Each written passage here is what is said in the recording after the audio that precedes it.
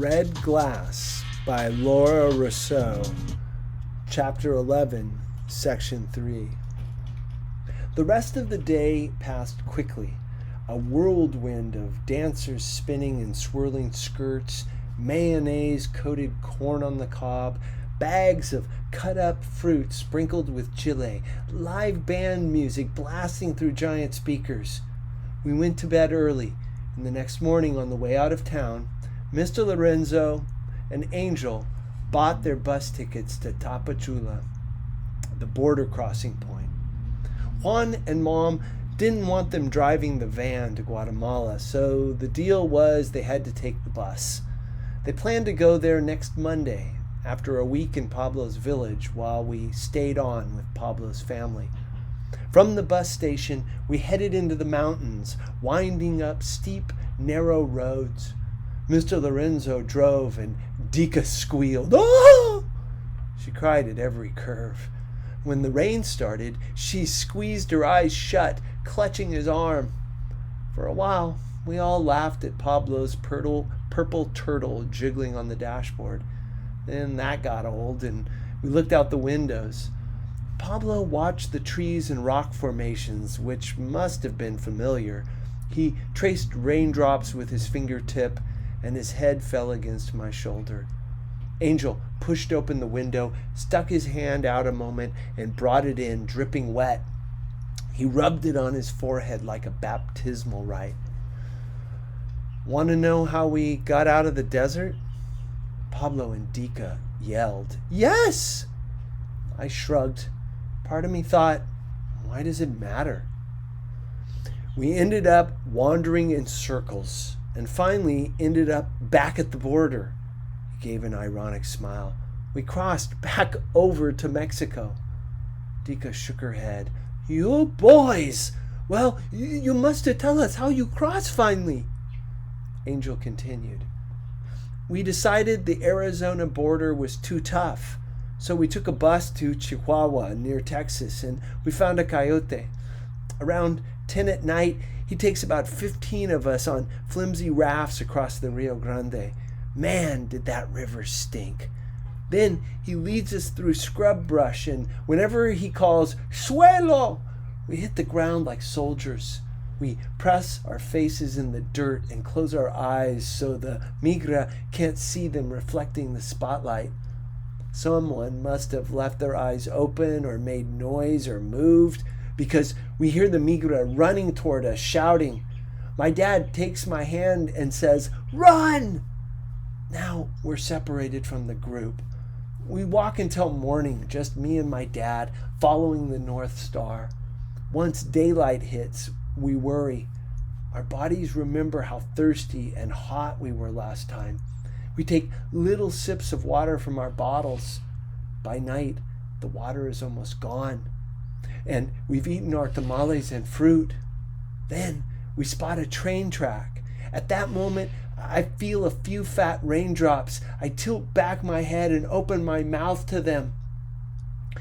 "Let's jump on a train, son," my dad says. We walk along the tracks until we hear a rumble, and then we hide behind some bushes while the first car passes. It's going pretty slow. There are people hanging onto the train, other migrants like us. My father carries me alongside the tracks and then lifts me up. I grab the ladder at the end of a car and hang on. My father runs and leaps up after me. Now it's raining harder and the temperature's dropping. I have to hold on with all my might. My hands keep sliding off and my whole body shaking and shivering, and it's all I can do to hang on. Angel acted it out so convincingly, trembling and convulsing and straining his face that I could feel the train's vibration, the sting of rain, the cold wind. I glanced at Mr. Lorenzo. His knuckles were white on the steering wheel, his lips pressed together. Dika had arranged the visor mirror so she could watch Angel. For once, she was quiet. Angel's hands clutched the seat in front of him so hard the veins stood out. He unclenched them, slowly slid them off. And when I feel my hands slipping, the woman appears. And she turns into my mother with my mother's hands, warm and rough with calluses, and pressing mine onto the bars. He puts his hand over mine, and I felt heat, almost fiery heat, so hot it nearly burned me. I read somewhere that Tibetan monks can raise the temperature of their fingertips 16 degrees just by meditation. The whole night was like this, he said. The whole night. After a long silence, Pablo said, Mi mamá también. My mom was with me too. I pulled him closer to me. What do you mean, Principito? He spoke in Spanish in one long rush of words. She went up to the sky, and she had on a white dress, and she floated over my head until the police helped me. And at night, she made me warm too, and it was just like your mom, Angel. Angel smoothed his hand over Pablo's hair. For a long time, no one said anything. When Pablo's eyelids fluttered closed and his breathing grew deep and rhythmic, Angel said softly, just like my mom, Pablito. Only the difference is that I never saw her body. There's a chance she's still alive. His words hung in the van like something you could snatch and snuff back into his mouth. Dika spun around and stared at Angel, then at Mr. Lorenzo. I could see 1,000 thoughts racing through her mind, but she swallowed her words. Her chest heaved as though she were lifting something heavy. Mr. Lorenzo put his hand over hers, and then she looked out the window with glassy eyes.